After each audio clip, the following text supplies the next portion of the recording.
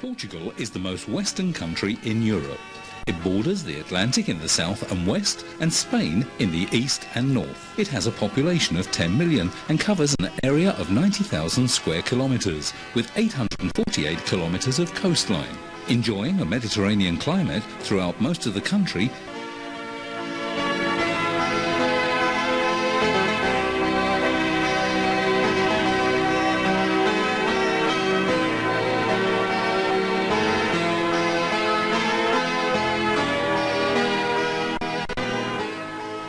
during the 15th and 16th centuries, Portugal took to the seas to discover the New World in a successful maritime odyssey, its main figure being Infant Dom Henrique, who became a charismatic personality known all over the world. In the 16th century, the country's history and the voyages of the Portuguese sailors were immortalized in the epic poem Os Lusíadas, written by Luís de Camões. In its villages, towns and cities, the military, noble and religious developed around the castle and the church, the modernisation showing more as you get further away from the centre. With rich ethnographic traditions that were never forgotten, it's still possible to experience, from north to south of the country, festivities and street parades honouring military heroes and popular saints, although evolution has changed them through the times.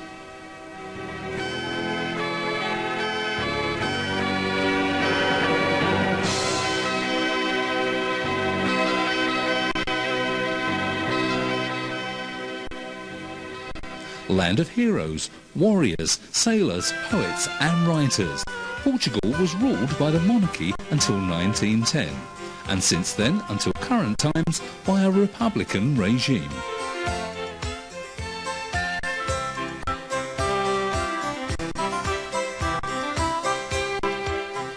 Guimarães. This city was the birthplace of Portugal. The first king, Don Afonso Henriques, signed our independence in Zamora with King Lion in 1143. The castle of Guimarães dates from the 12th century. It forms the defensive wall and was the residence of the first king of Portugal. Today, it is the symbol of an era, a privileged viewpoint. Although having been renovated, it keeps its architectural structure, including its main watchtower. Not far from the castle, the palace of the Dukes of Braganza. In the distance, the houses, framed by the mountains, offer a marvellous view of the north, green and sparsely populated. The chapel of St. Michael presents us with a romantic style.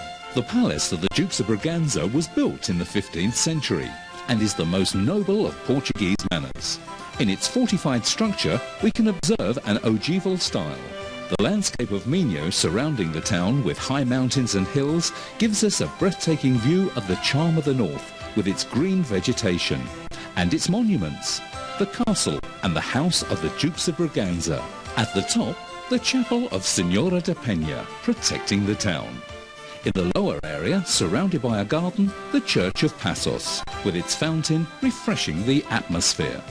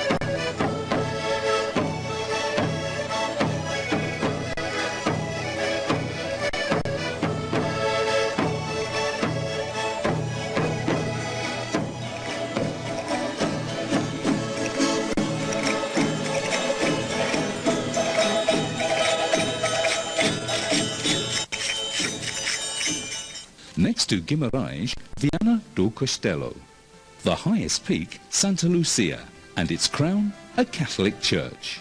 By steps or elevator, amongst the bushes and trees, we reach the top, and simultaneously the vantage point that is Mount Santa Lucia. The fishing harbour has developed the maritime activities, shown here by the boats resting from their work at the pier, reflected on the water with seagulls flying overhead. Its historical part, with old houses, is dotted by terraces. Here you see the Misericordia and the old town hall, built in the late 15th century in the ogival style. Above the centre window, the coat of arms of the town.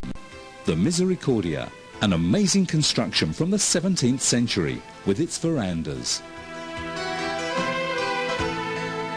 Barcelos, among its many monuments, the chapel of Senyor de Cruz. The town cannot be separated from its colourful symbol, the cock of Barcelos, known all over the world, and a fine example of its pottery dating back centuries. There are many trees and gardens and a fountain from the 18th century. From the same century is the 8th chapel, a work by João Antunes. A fine example of architecture, rich in its decoration, the chapel of Senyor de Cruz. The Pelourinho of the 15th century raises itself in the middle of a beautiful garden next to Solar dos Pinheiros, built in the same era.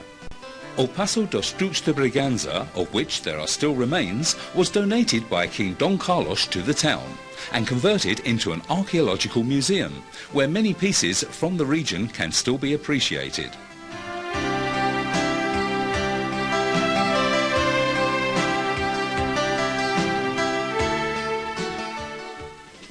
Typical drummers on parade. These are known as Zé Pereiras. An ethnographic group parading. Notice the detail on the bride and groom, the representation of traditional activities.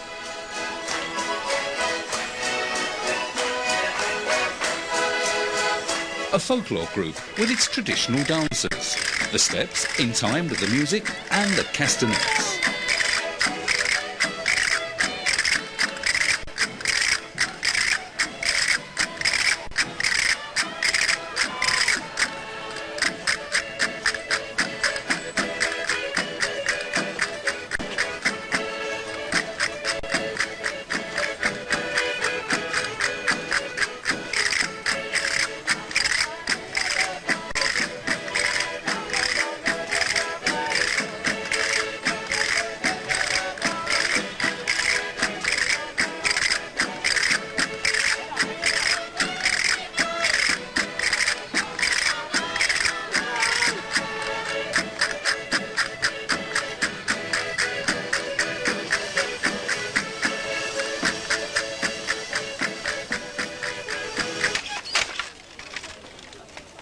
The manual loom, with the female worker dressed in medieval clothes, allows us to place this scene in time.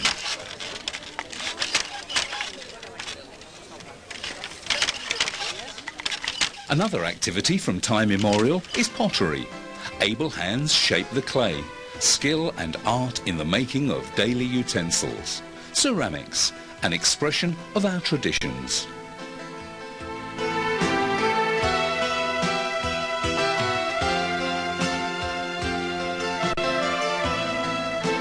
The streets are festooned and you can see all the splendour of the Handicrafts Fair during the first week of May. A carpet of flowers inside the chapel of Senyor de Cruz.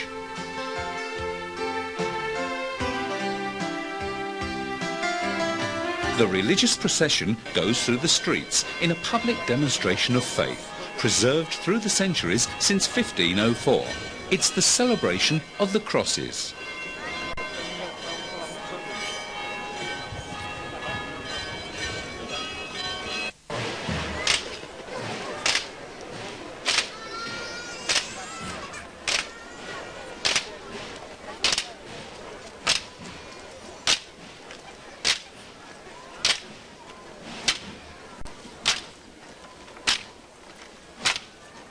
In our day, electric illumination brought a new light to the chapel. Beautiful at night, and sometimes fireworks make it shine even brighter.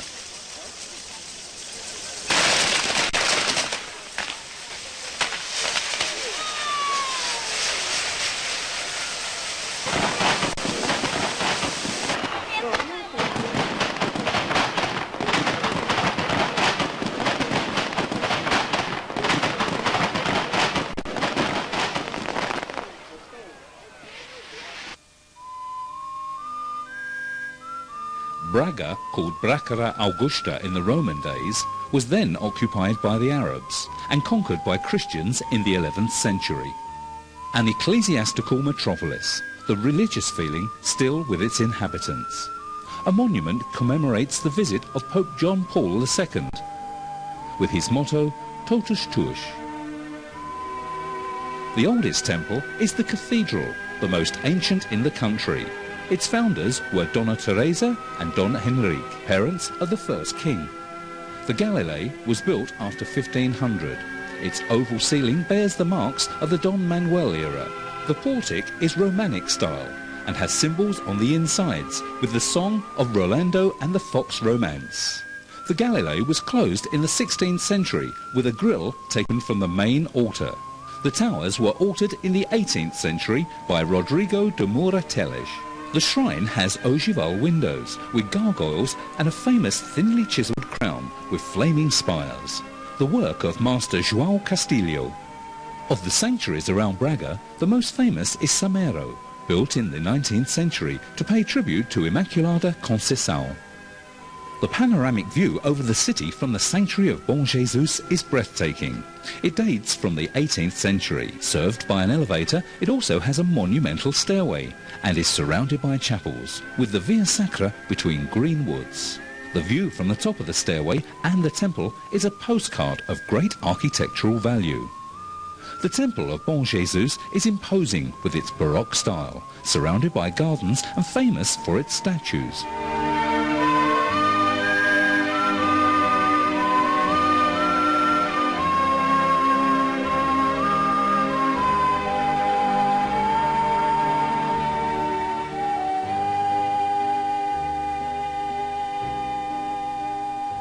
Chaves owes its importance to the Roman era. In the 1st century AD, Aqua Flavia was the name Romans called it.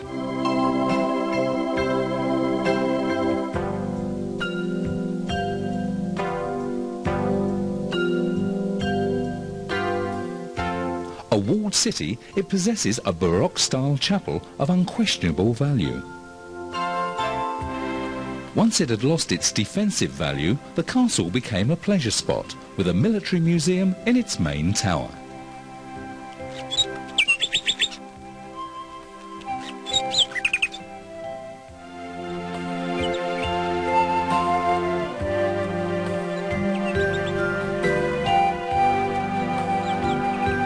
It keeps its Roman bridge over the Tamago River, a fine example of past building skills. The original plans have also been found. The importance of Chaves comes mainly from its rich waters, which allowed for the development of the spas. Open to the local population and distributed freely, the waters are of the warmest in Europe. Recommended for the treatment of rheumatics, diabetes, high blood pressure and digestive problems. The temperature can reach 73 degrees Celsius. In the most northeastern part of Portugal, in the high mountains, you'll find Bragança. The walled city stands on a plain 700 metres high. In its centre, the Domus Municipalis, the oldest administrative centre of the Roman era, 12th century. Pay attention to the perfectly rounded arches carved in granite, the hardest of stone. The castle of Bragança also dates back to the 12th century. But its most appreciated architectural feature is the Pelourinho, that has on its base the representation of the village pig, thought to be connected to the prehistoric cult of the pig. At the top of the monument, the Carancas, ogre-like figures. The town of Villarreal, protected since the 13th century by Dom Dinis, is proud of its municipal camera building, built in the 19th century by the first Count of Amaranta. The house where Diego Cao, responsible for the discovering of Angola, was born, has been restored and is now a point of interest for visitors. The cathedral, the church at the St. Domingo Monastery, an example of Gothic architecture. On its frontage you can see elements of the Roman period. The public garden has a statue in bronze of Carvalho Araújo, hero of the Portuguese Navy. Porto is the second most important town in Portugal. The Douro River runs through the middle, separating it from Vila Nova de Gaia on the south bank, where the famous port wine caves are. The bridge of Dom Luís connects the two sides. In Porto, its many churches are covered on the outside by azulejos, artistic hand-painted tiles. Fine examples are the churches of Carmel and Carmelitas, depicted in azulejo. Depicted in these artistic panels are the country's history, religious motives and daily life scenes, joining perfectly the delicacy of ceramics and the roughness of granite stone. The Tower of Clerigos, a notable building from the 18th century, designed by Nasoni, an Italian architect who chose to live in Porto and left a great legacy in this town. The tower is 75 metres high and bears the symbol of Christ and Our Lady. Looking down Avenida dos Aliados, the town hall in 20th century revivalist style.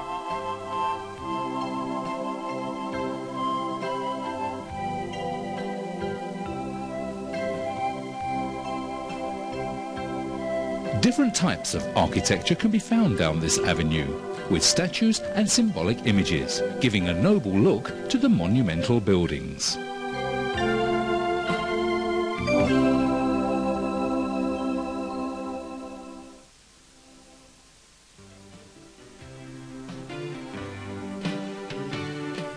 In the middle of the avenue, a fountain refreshes the atmosphere, with the statue of the nude damsel.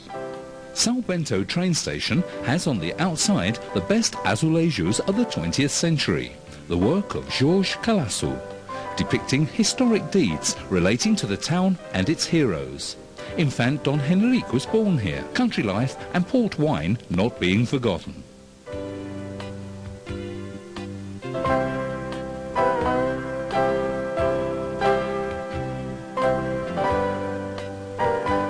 The Pelourinho, a feature in most villages and towns in Portugal, is also here.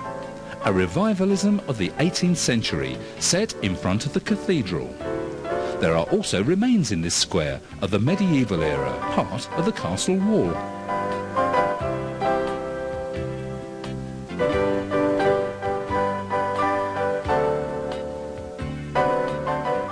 The sumptuous inside of the Gothic-style Porto Cathedral, with its high ceilings and dominated by a broken arch.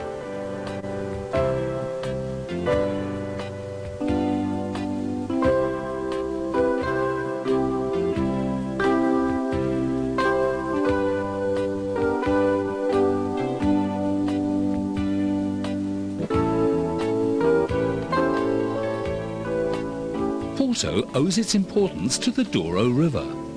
Now at rest, the Rabelos, typical boats that used to carry the port wine.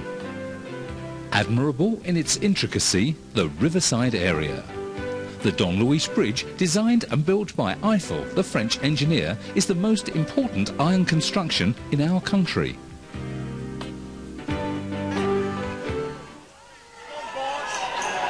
The town lives in expectation of the São João, the popular festivities where everybody comes out to have fun. Typical was the alho porro, French garlic, later replaced by modern plastic hammers. The town cascades down towards the centre, the square perfectly illuminated.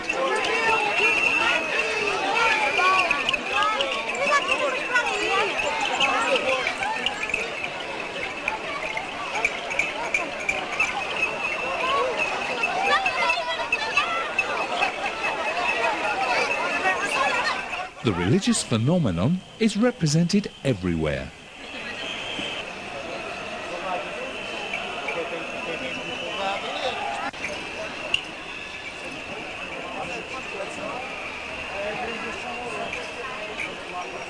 Non-stop entertainment, music and dance. The São João is the longest and happiest night of all Porto nights. It finishes only when the new day breaks.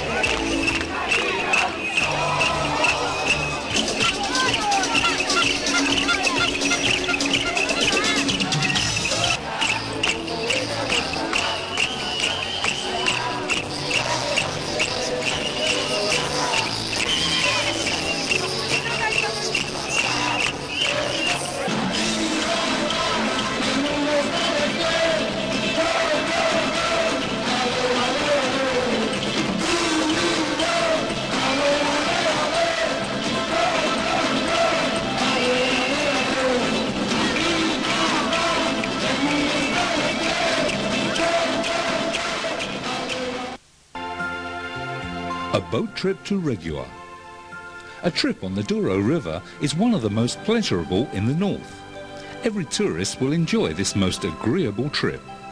You embark in Porto, where you can watch the bridges go by as you sail upriver. Enjoy the iron architecture of the Dom Luís and Dona Maria bridges, the most notable. The other two are modern-day examples of concrete construction, equally beautiful. Your final destination? Regua. The hours spent on board are full of enjoyment and give plenty of time to appreciate the complex engineering used to dominate the once wild waters. Technology ruling over nature. A system of dikes and locks allows you a smooth and safe trip upriver, and you arrive at the dam of Cristuma Lever.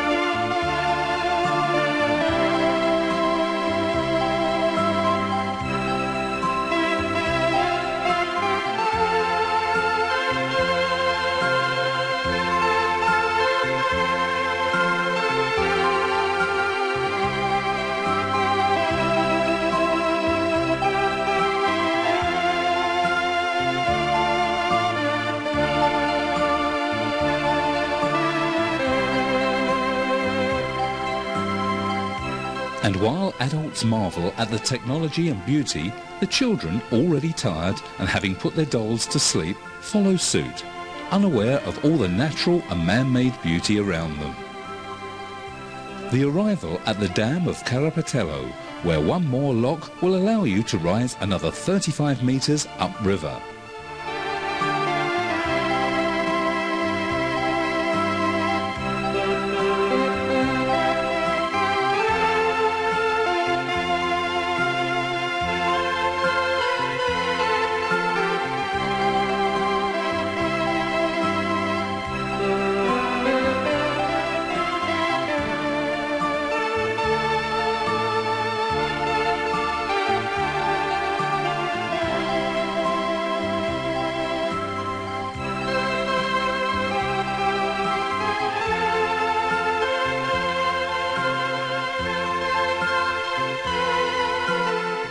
Passengers having fun. There is entertainment. Port wine being offered together with canapes. The precious nectar being sampled in the exact place where it is produced, the Douro.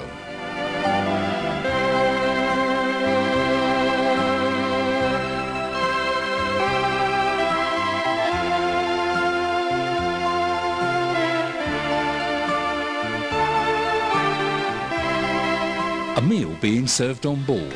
Live music with the sound of the accordion, and very often with the passengers singing along to the popular melodies.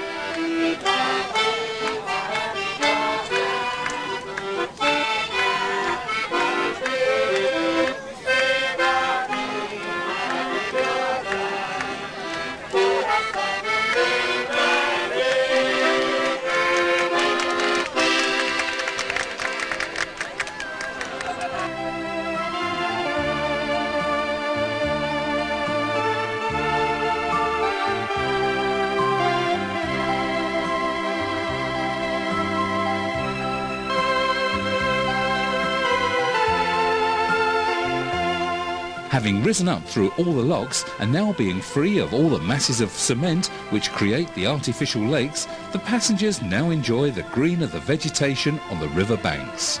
Regua welcomes them with a beautiful view. In the quiet water, you can still see some of the Rebello boats, reminding you of what it used to be like transporting the port wine downriver. Lamego. Lamego greets you with a panoramic view of the Remedios Sanctuary with its stairway from the centre of town. The church, in the Rocal style, replaced the Ermida de Santo Estevão and the 13th century temple dedicated to Our Lady of the Remedies. In town, the Theatre Ribeiro de Conceição with its romantic architecture. fronting the same square as the Paso Episcopal, now converted into a museum. The cathedral of proto-Romantic origin was reconstructed in the time of Don Manuel with flaming Gothic touches. It keeps its Romantic tower, where a clock in azulejos was later added. Also notable are the doors with symbols engraved in the arches and the enormous stained glass window. The interior, reconstructed at the end of the 17th century, has a ceiling painted by Nasoni. Lomego is also famous for its presunto, hams and sausages. In fact, all its gastronomy. Aveiro. At the mouth of the river Volga, the city of Aveiro still keeps the bows of its boats painted with rustic motifs and bright colours. These are the moliceros, used to collect the sargasso, a kind of seaweed used as fertiliser. The estuary is calm, a great tourist attraction. Aveiro has the best Art Nouveau buildings of the country, right on the riverbank. These and many other buildings in town have their fronts covered in azulejos.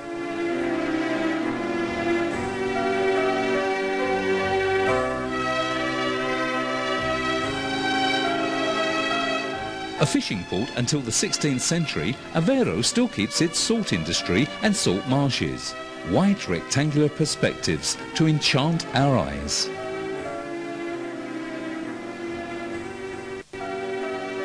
Viseu. Notable for its luxurious green woods and streams, the city was born on a high plain. King Don Duarte was born in the 14th century in the Paso Real, next to the cathedral. The city walls, church houses, the cathedral. Today, a museum, the city wall with one of its main gates. And the Camera Square, where the local painter Joaquim Lopes has depicted in azulejos the rustic life of the region. A statue of Viriato, a shepherd of the Herminhos Mountains, famous for his heroic deeds before the foundation of Portugal.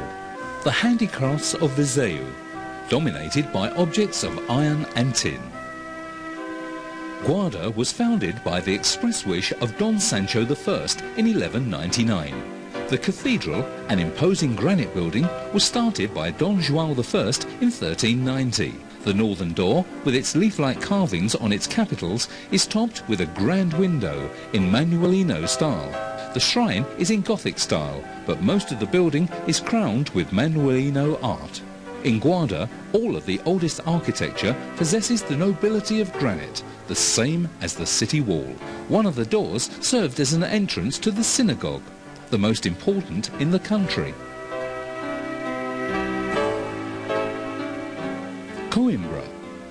Situated in the centre of the country, Coimbra is bathed by the largest Portuguese river, the Mondego. On one of its banks, the Holy Queen founded the convent of Santa Clara, a name adopted also by the Ponte Nova, or New Bridge. In the lower part of town, the statue of Joaquim Antonio de Aguiar, next to the Avenida Marginal.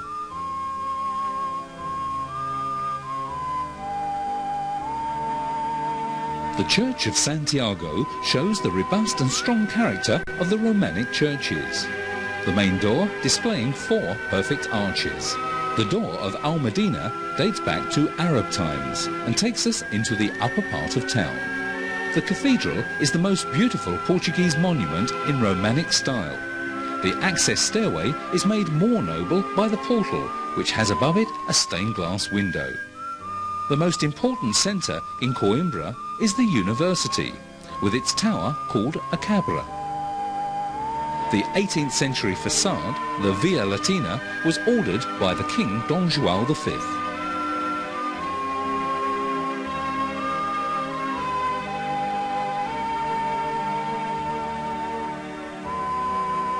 The iron door, built in the 17th century, has a statue of the founder of the College of General Studies, Dom Dinis. The aqueduct of São Sebastião is closely linked with the grace of student life, especially in the area of Penedo de Saudade.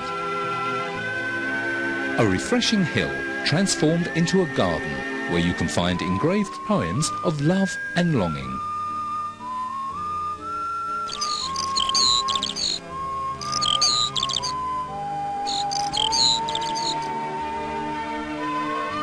Coimbriga, a Roman villa and one of the world's most important archaeological sites of the imperial days.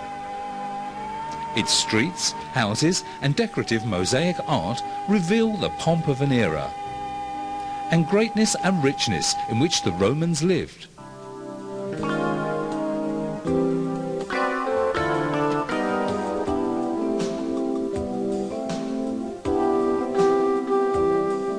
The water fountains are just one such example.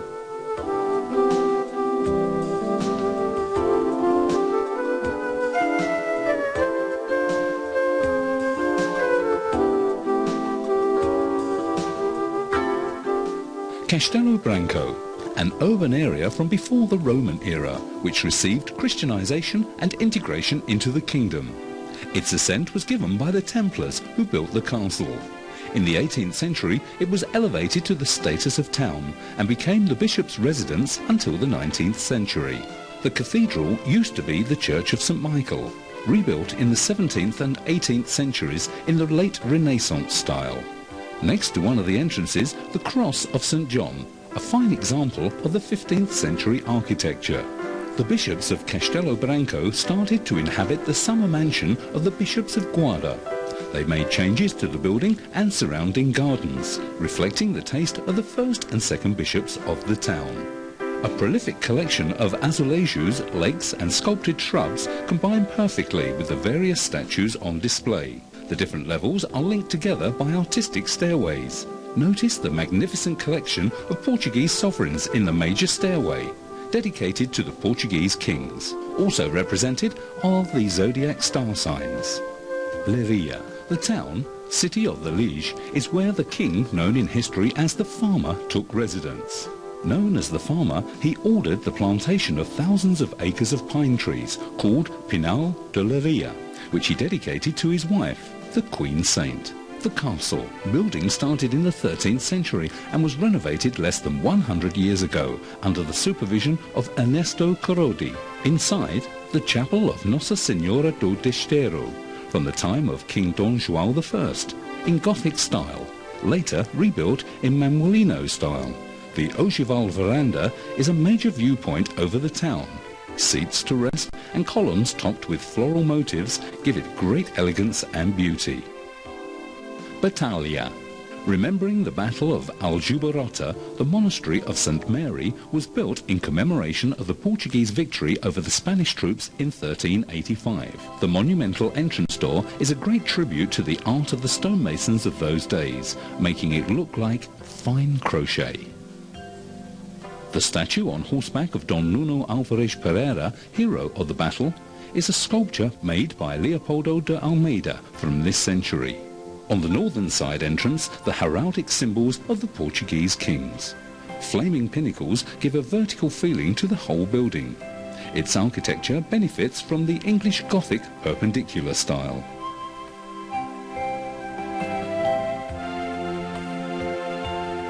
Tomar. Tomar is a town marked by the mystery of the Templar Order. In the Convent of Christ, the window of the capital is one of the most important features. Rich in its symbolic art form, it's another perfect example of the much appreciated Manuelino style.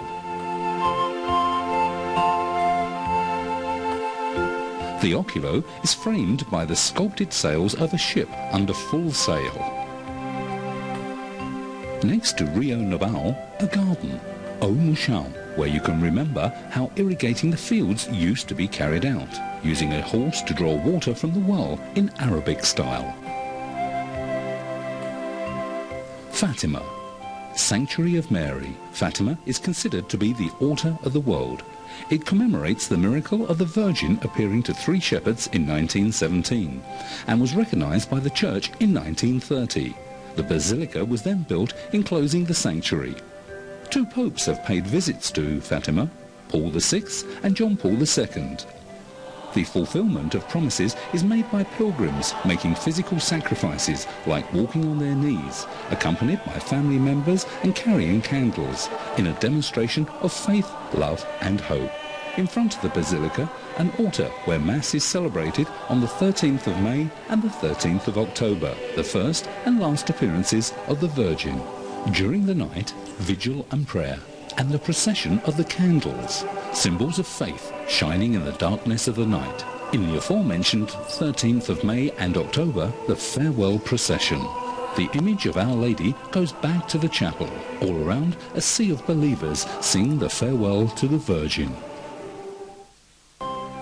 Nazaré. After a vision by Don Fuas Rupino, first admiral of the Tagus fleet in the 12th century, a chapel of remembrance was built on the cliffs of this place, dedicated to the memory of Our Lady, to remember the miracle. Tourists visiting the area can buy local handicrafts, like dolls in traditional dresses, boats and other artifacts. Down on the beach, bathers can enjoy the sun and the sea.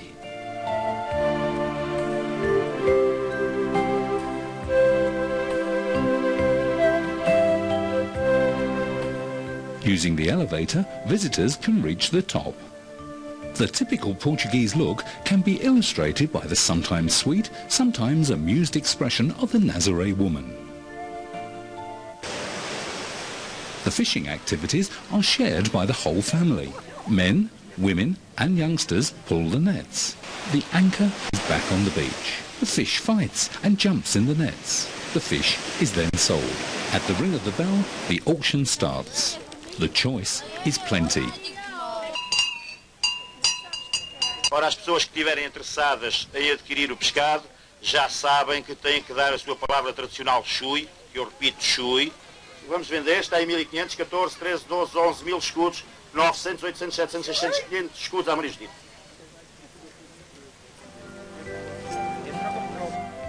Óbidos. A fortified wall surrounds the city and castle, conquered in 1148 by Don Afonso Henriques.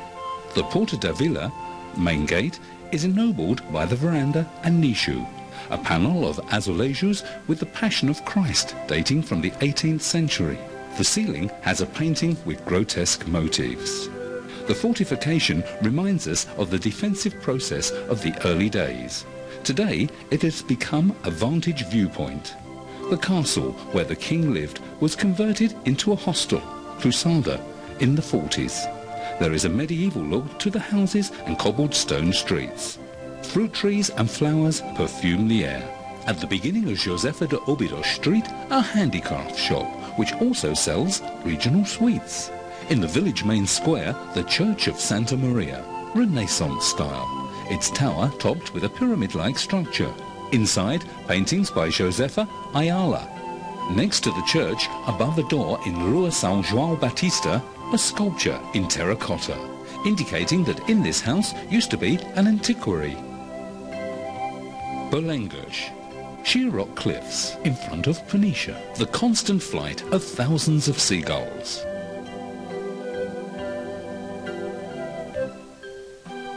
The fortress of São João Batista, its defensive and imposing silhouette.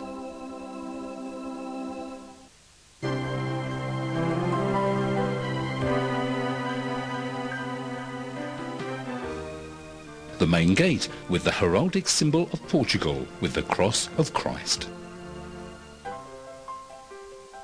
A boat takes you on a trip visiting caves and grottos around the coast in constant touch with natural beauty. Santarém, a city on the bank of the Tagus. From the Miradouro das Portas do Sol, a panoramic view over the marshlands. On the river Tagus, the miracle of Sant Iria took place, originating the name Santa Irene, hence Santarém. The city walls preserve some of the gates, and at the Miradouro, in a house facing the river, Almeida Garrett wrote some of the pages of his book, Viagens na Minha Terra. The Church of Grace, in flaming Gothic style, used to belong to the congregation of the Agostinos monks. In it lays the remains of Pedro Álvares Cabral, discoverer of Brazil. Another church in Gothic style, 13th century, is the church of the convent of Santa Clara. Princess Leonor Afonso lived and died here and rests inside the temple. The municipal market has on the outside a wide collection of azulejos of great beauty, telling of the history of the town, its costumes, farming and maritime activities. On this panel you can appreciate the grandeur of the San Francisco convent.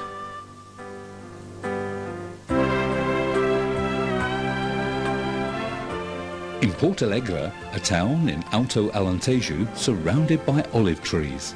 That's how the poem by José Reggio starts.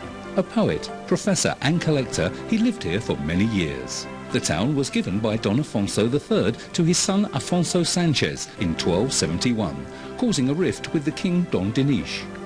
The building of the cathedral started in the 16th century. Its castle, a medieval fortification, can be seen throughout the city, with remains of the towers still visible. The castle is part of a defence line against Spain. The yellow house, built into the city wall, and some rocaille motifs on the windows are of architectural value. A green town where this enormous tree stands out because of its proportions. Many manor houses can be found here with their ornate iron grills inspired by Spanish handicrafts, ennobling the fascias.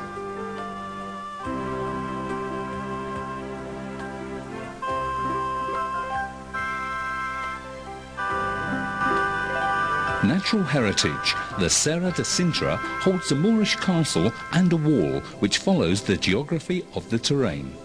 In the village, the palace used to belong to the Arabs and was adapted as a resting place for Portuguese kings.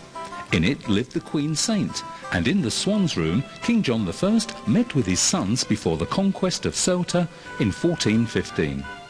The enormous kitchen chimneys have been preserved. Don Manuel made some changes and additions to the palace, leaving the Manuelino imprint on it. The windows display a Luso Moorish style, and inside is the famous coat of arms room. Horse-drawn open-top coaches make for a romantic visit for tourists. The Camera building is from the 19th century, a revival of the times of Don Manuel, with its pyramid-like tower covered in azulejos in the Arabic way. Tourists seldom leave Lisbon without visiting Sintra and comparing in their minds the beauty of the surrounding areas. Cabo de Roca, where the land ends and the ocean starts, is the way that Camões described this cape. A finger pointed out to sea.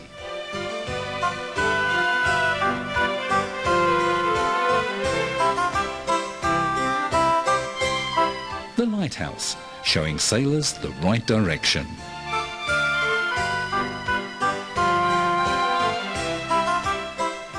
Cascais, a tourist resort par excellence. Cascais.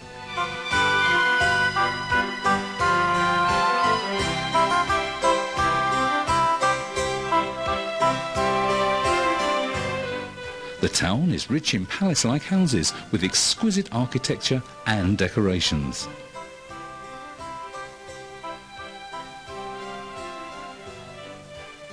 Many compare the Bay of Cascais with the one in Nice. Usually crowded with boats, it looks like a painting where all the different tones of blue can be found. The beach is a centre of delight for sea and sun lovers. On the hill, the citadel surrounded by a garden. The beach stretches for miles, full of bathers, with the seafront avenue running along it. As if not noticing the bustling activities around them, the fishermen carry on with their traditional arts.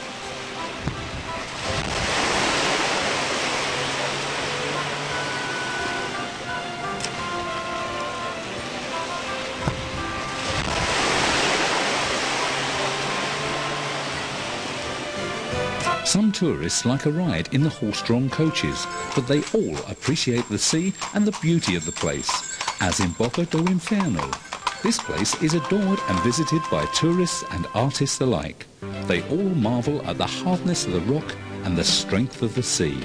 Dom Carlos, the penultimate king of Portugal, at the end of the 19th century, was considered one of the best pastel painters in Europe. He made various paintings of Boca do Inferno, Hell's Mouth. Estoril, one of the most famous tourist areas around Lisbon, if not the whole country.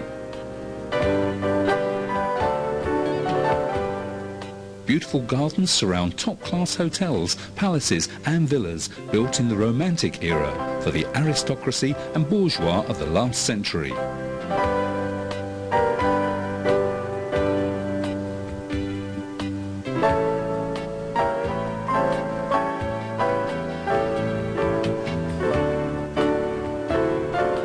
As a background, always the calm sea and beaches full of tourists.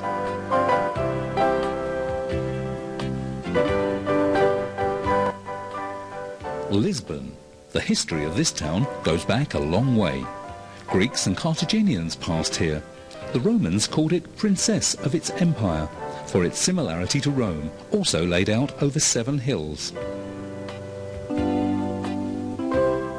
Conquered from the Arabs on October the 25th, 1147 by Don Afonso Henriques, it became the capital of the kingdom in the 13th century. The castle of São Jorge, built before the foundation of the nationality, played a major role in the defence of the town.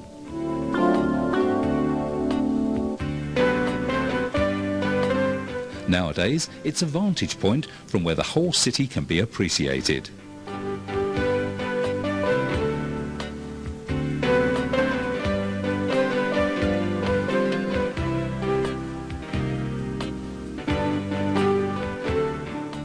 Rocio, the Old Town Square, officially designated in 1836 Praça Dom Pedro IV, has a statue of the king and 2 fountains in front of the Dona Maria II Theatre, built from the ruins of the Inquisition Tribunal.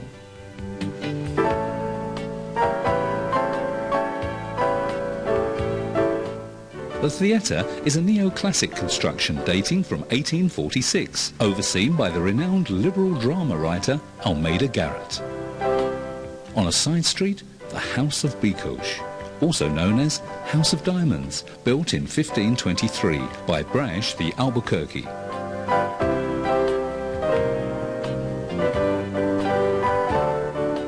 The cathedral, from the 12th century, is in the place where an old Visigothic temple stood. Mixing late Romantic and Gothic styles, it has in its fascia 2 bell towers. Praça do Comércio, designed after the 1755 earthquake by Marquês de Pombal, introduces a new way in urban organisation, with streets and buildings geometrically aligned, following European tendencies. The arch at Rua Augusta didn't follow the plans of the Marquês de Pombal.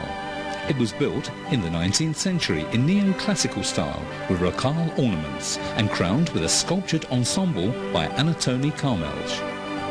Don José's statue on horseback in the centre of the square was inaugurated in 1775, a work by Machado de Castro.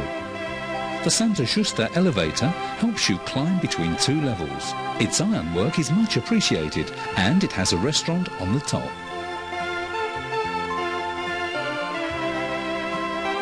It takes you to Lago de Carmo, where historic streets and the convent of the Carmelites from the 14th century witness the passage of Don Nuno Alvares Pereira.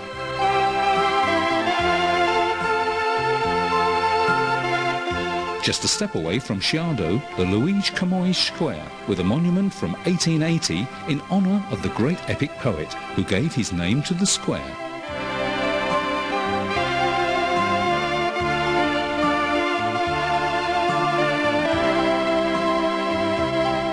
Another elevator, the Gloria, takes you between São Pedro de Alcântara and Restauradores, where the Avenida de Liberdade starts.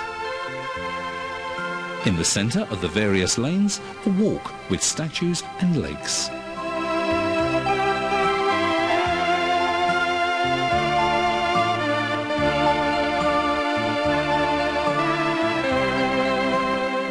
One of them, the symbol of the Tagus, the statue of the God River.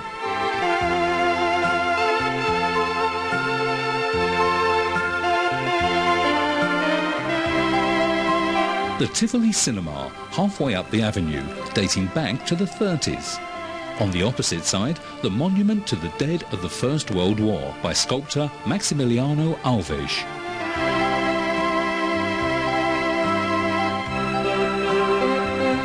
Avenida da Liberdade was originally designed in the 19th century to be a public walk. It is a time capsule of romantic buildings that progress sometimes forgot to preserve. Among others, this house, with a decorative facade, stays as a symbol of an era. At the top of the Avenida de Liberdade, the statue of the Marquês de Pombal, responsible for the rebuilding of Lisbon, in order to make it like most European capitals.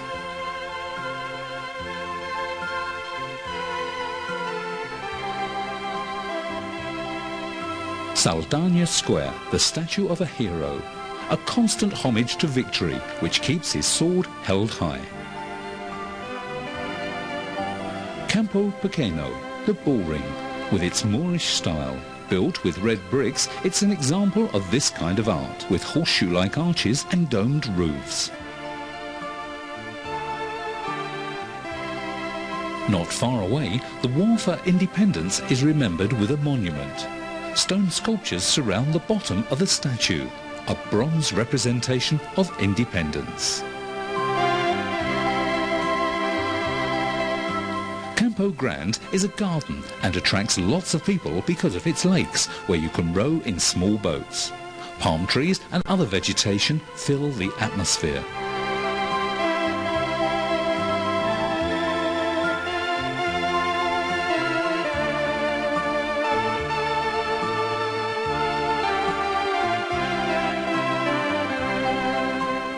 Aqueducto das Águas Livres dominates the whole of Lisbon. It was built in the 18th century by King Dom João V to supply drinkable water to Lisbon.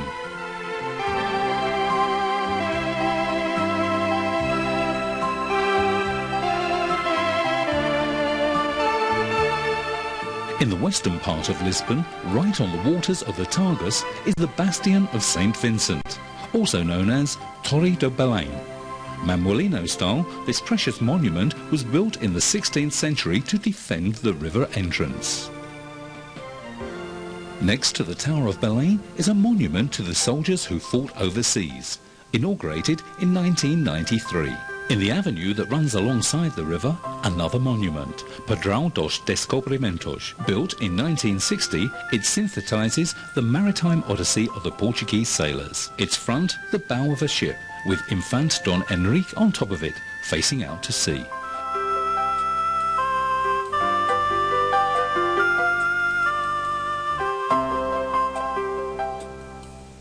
Opposite is the Geronimo's Monastery, built by Dom Manuel I to remember the odyssey of the discoveries and the rich era in which they lived.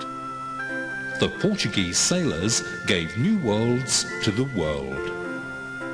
The south door, in homage to Our Lady, protector of the missionary. Enormous windows on each side, the masterwork of stonemasons, topped with decorative ornaments.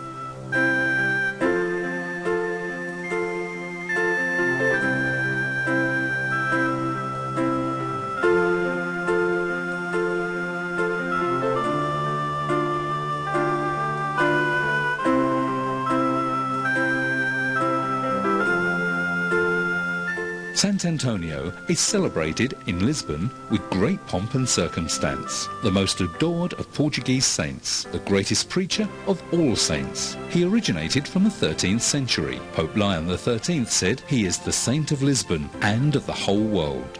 Streets are festooned. In the typical Lisbon neighbourhoods, party time is coming. The popular parades are a demonstration by all the areas of the town. They parade down the main avenue. A prize for the best presentation is awarded by a very strict committee. Looking down from the castle, it's a magnificent show. Flowers, happiness and light.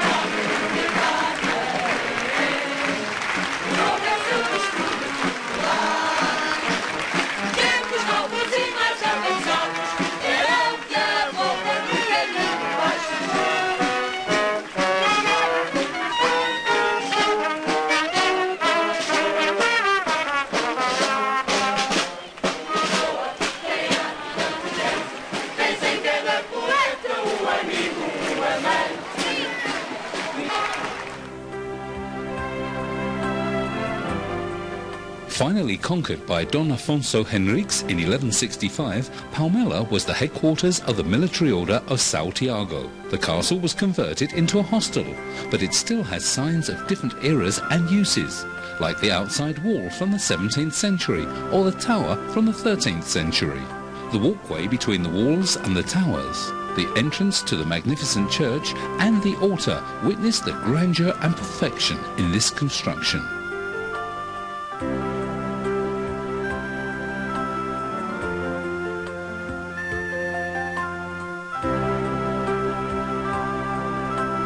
Discovering the landscape to Setúbal with the Sado and to Lisbon with the Tejo.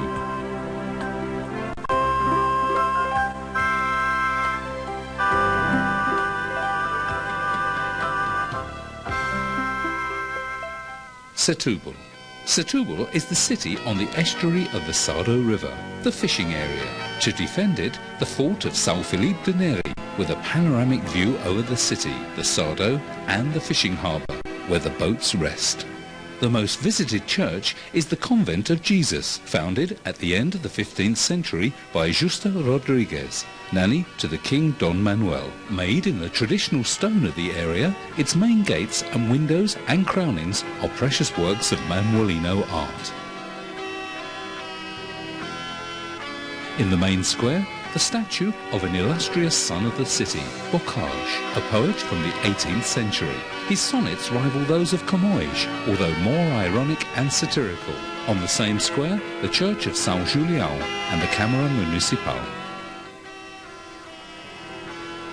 In Alentejo, close to the border, 2 steps away from Badajoz, the city of Elvas, captured from the Moors by Don Afonso Henriques in 1166. The aqueduct of Amoreira was built according to a project by Francisco Arruda, started at the end of the 15th century. Initially, the town was surrounded by a wall. It still keeps the gates which serve today's entries. It is considered the most imposing of the Portuguese fortified cities. It also has a castle constructed in the 13th century and rebuilt in the following 3 centuries.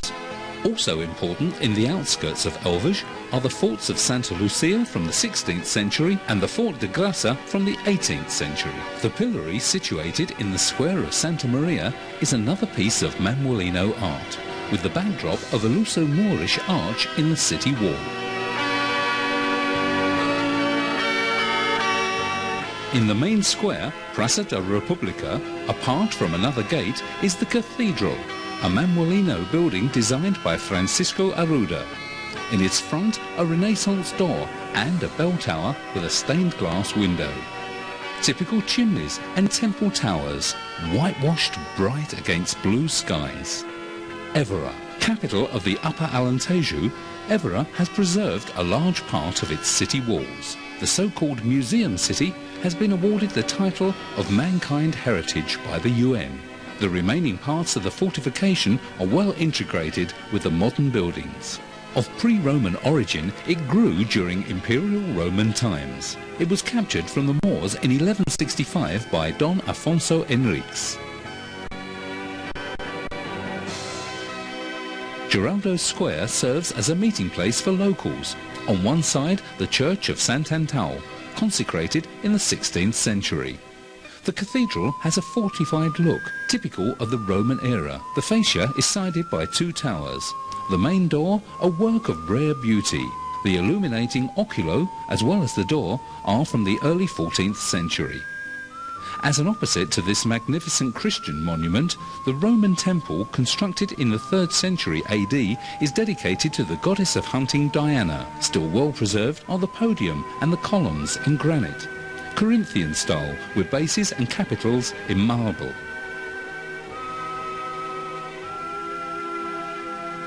The Church of São Francisco was constructed by Dom João II around 1480.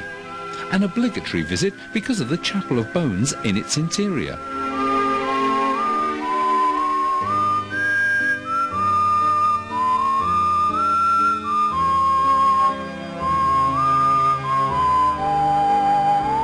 The light tower of the cathedral dominates the city. The fountain on the square of Portage de Mora dates from the 16th century. Sunny residences proliferate because Kings Don João II and Don Manuel preferred this town. Much appreciated is the Manuelino-style window in the house of the chronicler Garcia de Rezende, a personal friend of King Don João II. The Alentejo handicrafts are very much appreciated by tourists. Pottery, copper, leather and painted wood. Beja. Capital of the Lower Alentejo, Beja is the homeland of Queen Dona Leonor, founder of Misericordias. She was born next to the convent of Conceição, founded by her parents. In flaming Gothic and Manuelino style, the convent belonged to the Clarissa nuns. In it also lived Mariana Alcoforado, famous all over the world for her love letters. The Church of Santa Maria was adapted from an old mosque. It's an example of Gothic Alentejano with whitewashed spires. The bell shares the tower with the clock, bringing to mind the type of construction. The castle is one of the best examples of military architecture in the country. It was conquered from the Moors by Don Afonso Henriques with the help of the Lidador. On the wall you can see the arch of a Roman door called A Porta de Évora. Outside, the main tower with its verandas. Not far from the castle, the cathedral, built in late Renaissance style.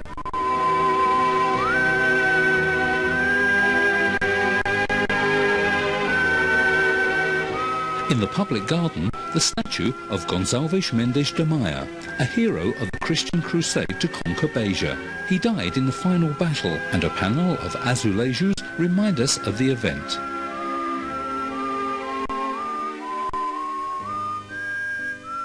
As you leave Beja, you see the chapel of Santo André, rebuilt in the 15th century in pure Gothic style.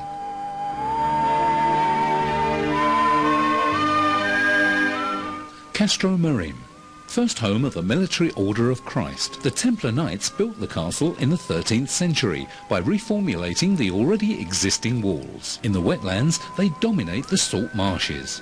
In the distance, the bridge over the Guadiana River, with its protected areas for birds and vegetation. In the hills, population is sparse.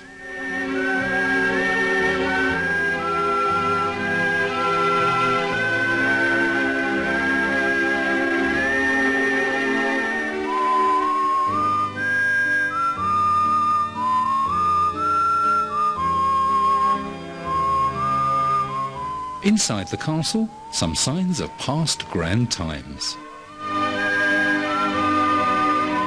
Villarreal de San Antonio. At the mouth of the Guadiana, by expressed will of the Marquês de Pombal, a previously planned village was built in the 18th century. Villarreal de San Antonio. The Guadiana River separates Villarreal from Ayamonte, a fishing area. The canneries were an important industry in the 19th century. Factory chimneys witness the glorious past of this industry. The main square, planned by the Marquês de Pombal, is sided by the public administration buildings, Câmara Municipal and the religious centre. In the centre, the obelisk, symbol of power, defining a political system, illuminated tyranny. Tavira. The river Gilão runs through the centre of town. A Roman bridge marks the nobility of the old city.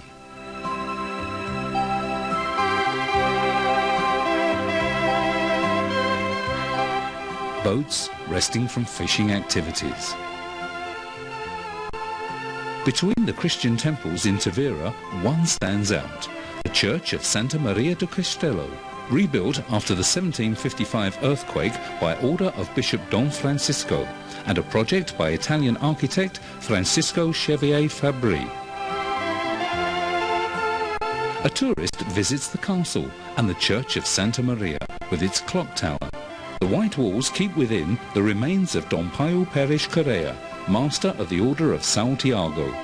The jacarandas bloom in an explosion of lilac, and together with other flowers they embellish the houses with their traditional chimneys. Perfect miniatures that proliferate over the roofs. Faro. The town's dock was turned into a marina.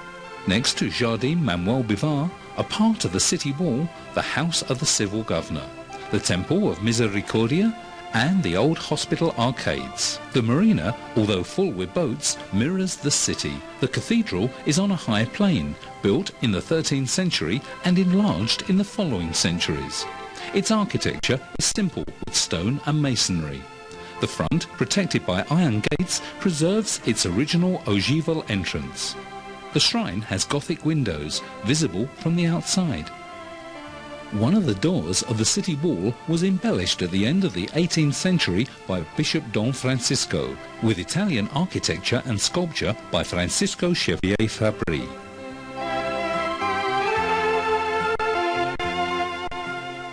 Estoy. 9 kilometers from Faro, close to the village of Estoy, is the Roman archaeological station of Milreo. The first excavations date back to 1887 and were continued this century, making it a major Roman investigation centre. In 1966, the busts of Adriano and Agrippina were discovered and are now on show in Faro Museum. The archaeologist Estacio de Vega thought at the time this was the city of Osonuba, but after much research it was decided that this was a large Roman village of the 1st century AD, with chapel, houses, barns, temple, funeral monuments and bathhouses. Many Roman mosaics with maritime motifs were also found. Lollet. One of the illustrious sons of Lollet is Duarte Pacheco, engineer and Minister of Public Works during the dictatorship. A broken column is the monument in honour of his work and to a life cut short in 1943. One of the most pleasurable places in Lollet is the inside of the castle, despite modern construction outside which overshadows the wall. The castle tower defines the grandeur of the place.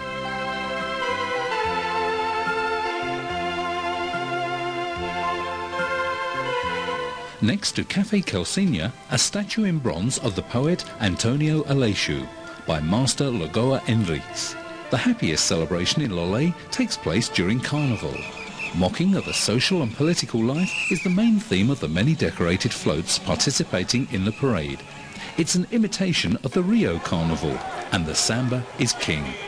Flowers made of paper, sweet lollies, confetti and bags of sawdust are thrown by the thousands at the public during what's called the Battle of Flowers.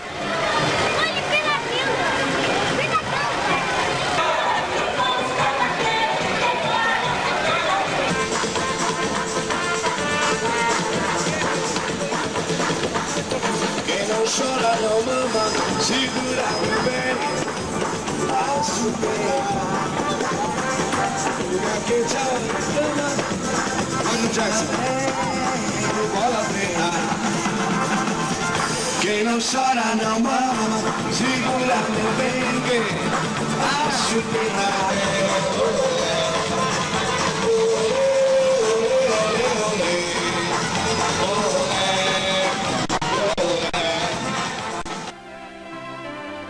Vilamora.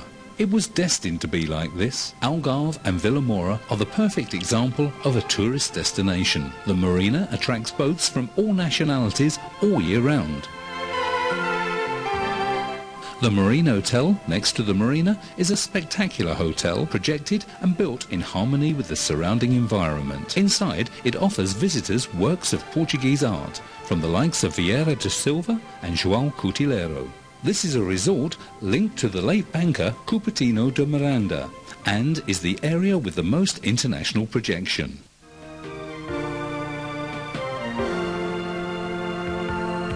Albufeira, a fishing village conquered by the Portuguese halfway through the 13th century.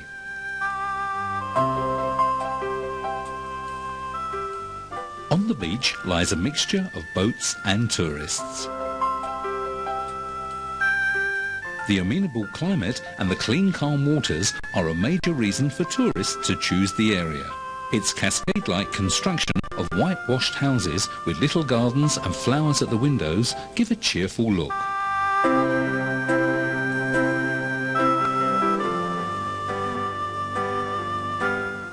The beach and the seawater offer permanent satisfaction, therapy and freedom for the body.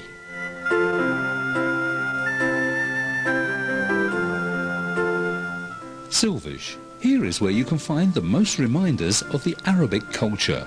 At one of the entrances, the Cross of Portugal, a cross from the 1500s, whose base was rebuilt in the 19th century.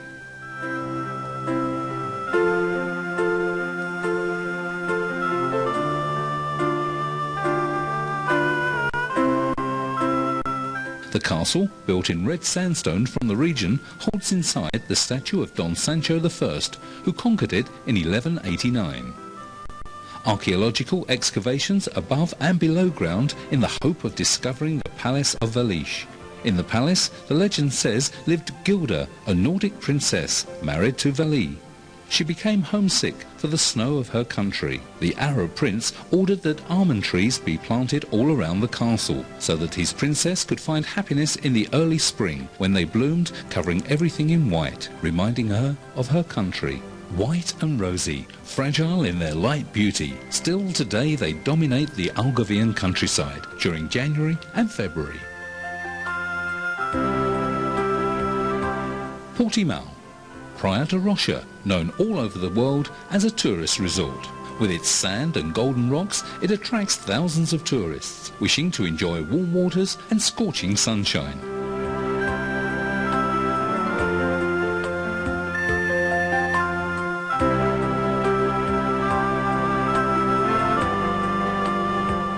The fort of Santa Catarina, built to defend the entrance to the river Arad, has been transformed into a public area with a terrace from where you can enjoy a panoramic view of the ocean. Lagos. Situated, according to painter Falcao Trigoso, in the most beautiful bay in Europe, its beaches with golden rocks are part of the so-called Golden Coast and are appreciated by both Algarvians and tourists.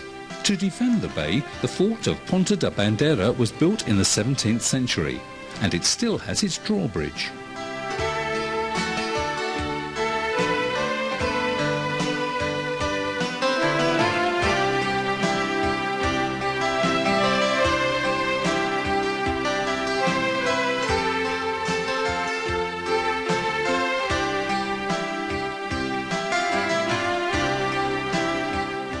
The walled city of Lagos was a centre for sailors, headed by Infant Don Henrique, remembered by a statue, the work of Master Leopoldo de Almeida, inaugurated in 1960 during the 5th centenary celebrations of the discoveries. One of the city doors is notable because that's where São Gonçalo de Lagos was born. The marina is one of the most recently built in the Algarve. Sagres, a mystic place since ancestral times. The fortress was Infant Don Henrique's villa. He died here in 1460, the so-called Rosa dos Ventos. There are still doubts about its symbology. Sundial, compass, mythological sanctuary?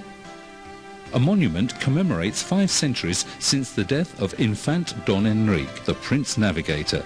The wall has been rebuilt in Dona Maria II's style. Cape St. Vincent. Near Sagres, on the Vincentine coast, Cape St. Vincent. From the 6th century until 1173, the body of the martyr St. Vincent was stored here, in the convent now turned into a lighthouse, thus giving it the name Cape St. Vincent. The lighthouse dates back to the 16th century and was built by Algarve's Bishop Dom Fernando Coutinho. Tourists are attracted from everywhere by this mixture of legend, mystery and history. The high cliffs and the violent seas at this, the most westerly point in Europe.